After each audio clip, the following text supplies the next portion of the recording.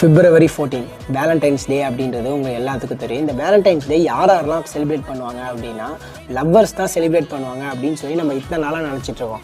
ஆனால் லவ்வர்ஸ் மட்டும் செலிப்ரேட் பண்ண மாட்டாங்களாம், ஃபேமிலி அண்ட் ஃப்ரெண்ட்ஸ்னு எல்லாருமே இந்த வேலண்டைன்ஸ் டே, அதாவது வேலண்டைன்ஸ் வீக்குக்கே அப்ளிகபிள் அப்படின்னு சொல்கிறாங்க. ரோஸ் டே ஆகட்டும், டெடி டே ஆகட்டும், கிஸ் டே, ஹக் டே அப்படின்னு பல டே இருந்தாலும் இது எல்லா டேவும் எல்லா ஃபேமிலி அண்ட் ஃப்ரெண்ட்ஸுக்கும் அப்ளிகபிள் அப்படின்னு சொல்கிறாங்க.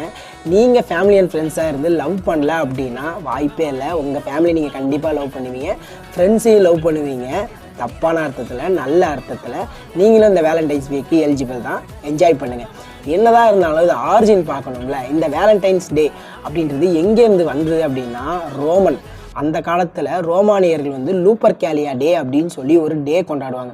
இந்த டேயில் என்ன பண்ணுவாங்க அப்படின்னா நரபலி கொடுப்பாங்க. மனுஷங்களை இல்லைங்க, மிருகங்களை, அதாவது நாய் இந்த மாதிரி விலங்குகளை வந்து நரபலி கொடுத்து அது மூலயமா நிறையா வந்து வரவெல்லாம் வரும் அப்படின்னு சொல்லப்படுது. இதை பற்றி நீங்கள் போய் படித்து தெரிஞ்சுக்கோங்க. அது ஒரு பக்கம் இருந்தாலும் அதுலேருந்து வேலண்டைன்ஸ் வீக், அதாவது வேலண்டைன்ஸ் டே எப்படி மாறுச்சு அப்படின்றது ஒரு இன்ட்ரெஸ்டிங்கான ஸ்டோரி இருக்குது. அதாவது சென்ட் வேலண்டைன் அப்படின்னு சொல்லி ஒரு ப்ரீஸ்ட் இருக்கார்.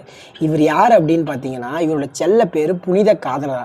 இவர் என்ன பண்ணுவார் அப்படின்னா சர்ச்சில் மட்டும் எல்லாம் பண்ண மாட்டாருங்க. அதை விட்டுட்டு எல்லாத்துக்கும் கல்யாணம் பண்ணி வைப்பாராம். கல்யாணம் பண்ணி வச்சா நல்ல விஷயம் தானே, அதுக்காகவா இவரை பேரை வச்சு கொண்டாடுறாங்க அப்படின்னு பார்த்தீங்கன்னா அதில் ஒரு ட்விஸ்ட் இருக்குது.